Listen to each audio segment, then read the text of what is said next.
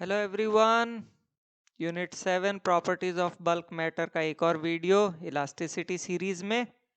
पहले क्या किया है? Stress strain, Hooke's law, moduli of elasticity यानी कि यंग्स बल्क एंड शेयर। और इसमें क्या करेंगे? Applications of elasticity, elastic potential energy.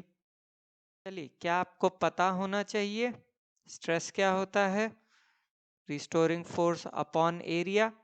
उसके बाद आपको पता होना चाहिए स्ट्रेन क्या होता है। स्ट्रेन आपका होता है change in configuration by original configuration. Hooke's law, within elastic limit stress is directly proportional to strain. Applications of elasticity, पहला आता है any metallic part of machinery is never subjected to a stress beyond the elastic limit. क्यों?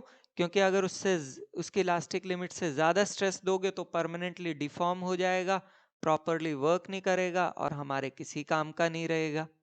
दूसरा, the thickness of the metallic rope used in crane in order to lift a given load is decided from the knowledge of the elastic limit of the material of the rope and the factor of safety। तो हमने consider किया कि हमारे पास एक crane है जिसके अंदर steel ropes लगी हुई हैं और मुझे वजन कितना उठाना है? 10 to the power of 4 kg। Elastic limit of steel, that is equal to the ultimate stress that the rope can handle, which is 3 into 10 to the power of 8 Newton per meter square। Ultimate stress होता है force upon area, यानी कि mg upon pi are square. सारी values रखी, इससे r कितना निकला? 1.03 centimetre. अब अगर मुझे रोप को फ्लेक्सिबिलिटी देनी है तो मैं क्या करता हूं, एक मोटे वायर की बजाय मैं पतले पतले बहुत सारे वायर्स ले लेता हूं जिनका टोटल मिला के रेडियस 1.03 होगा, तो इससे फ्लेक्सिबिलिटी आ जाती है। दूसरी बात, अगर मुझे 10 to the power of 4 kg उठाना है तो मैं मल्टीप्लाई बाय 10 करके निकालूंगा वैल्यूज, वो हो गया factor of safety.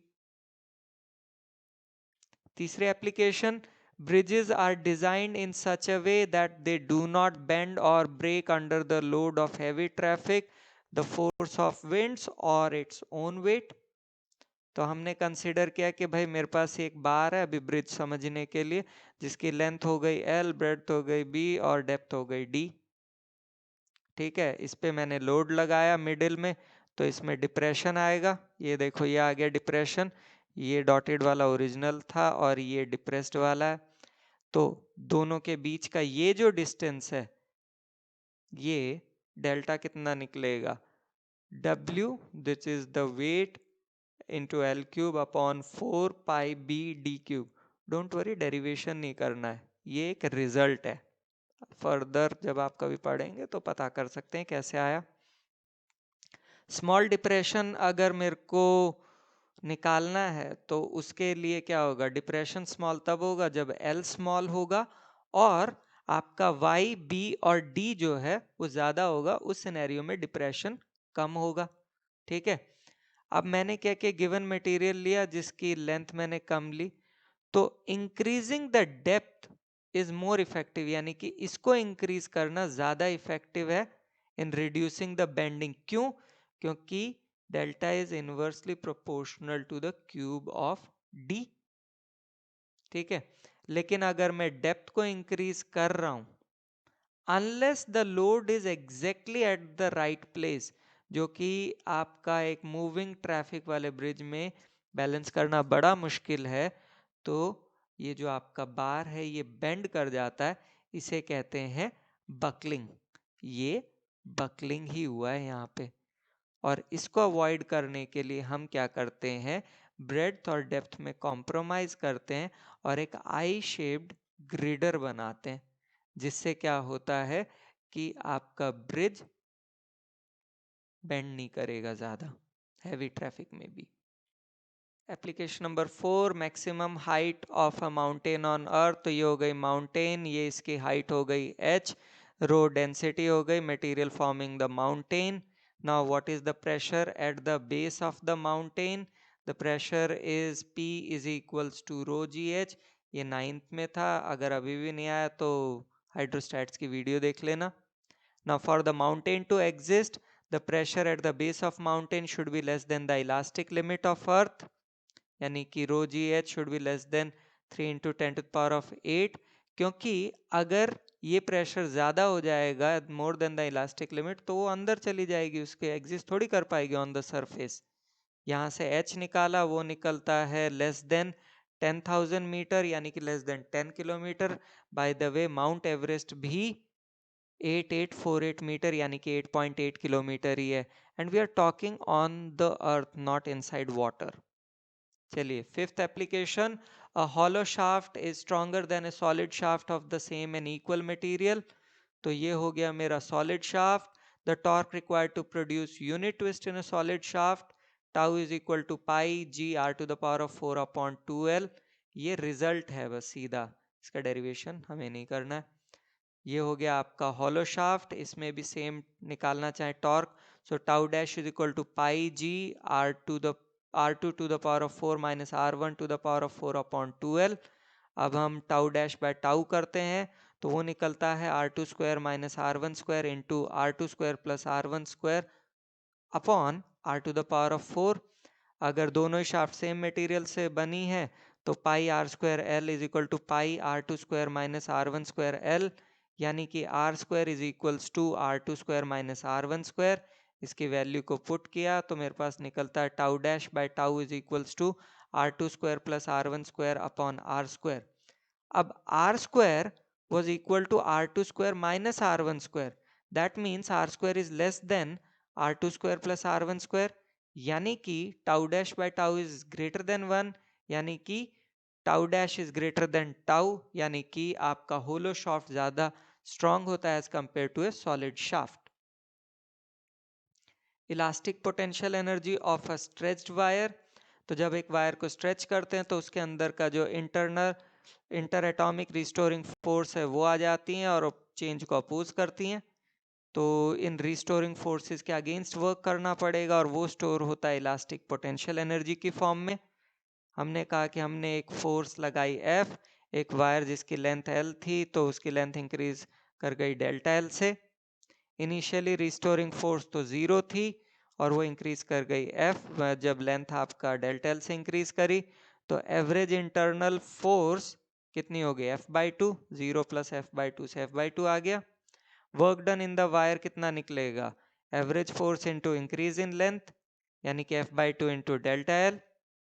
Now this work done is stored as elastic potential energy, यानी कि V is equals to half into F into delta L, या दूसरी तरह से लिख सकते हैं half into stretching force into increase in length.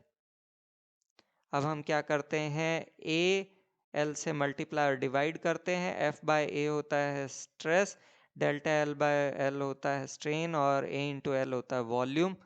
तो elastic potential energy is equal to half into stress into strain into volume. ठीक है, इलास्टिक पोटेंशियल एनर्जी पर यूनिट वॉल्यूम निकालनी हो तो वो कितना निकलेगा, half stress into strain, V dash is equal to half stress into strain, या लिख सकते हैं half into Y into strain square, क्योंकि स्ट्रेस को हम लिख सकते हैं यंग्स मॉडुलस इंटू स्ट्रेन, वहां से ये रिजल्ट आया। Example, a 45 kg boy whose leg bones are 5 centimeter square in area and 50 centimeter long falls through a height of 2 meter without breaking his leg bones. If the boy can stand a stress of 0.9 into 10 to the power of 8 Newton per meter square, calculate the Young's modulus of the material of the bones. Use G is equals to 10. So mass of boy given, area is given, H is given, and stress is also given along with G. Now the loss in gravitational potential energy is equal to gain in elastic potential energy in both the legs. So gravitational potential energy is mgh, elastic potential energy was half into stress into strain into volume, both legs है इसीलिए 2 से multiply किया। तो यहाँ मेरे पास है mgh is equal to stress into strain into volume की जगह लिखा एरिया इंटू लेंथ, सारी वैल्यूज रखी, इससे स्ट्रेन निकला 0.04। यंग्स मॉडुलस ऑफ इलास्टिसिटी क्या होता है, normal stress by longitudinal strain. Normal stress और स्ट्रेन लॉन्गिट्यूडनल स्ट्रेन की वैल्यू रखी तो कितना निकला 2.25 इंटू 10⁻⁹ न्यूटन पर metre square.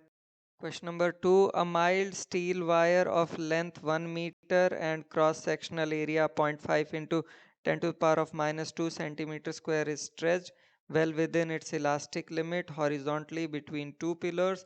A mass of 100 gram is suspended from the midpoint of the wire. Calculate the depression at the midpoint.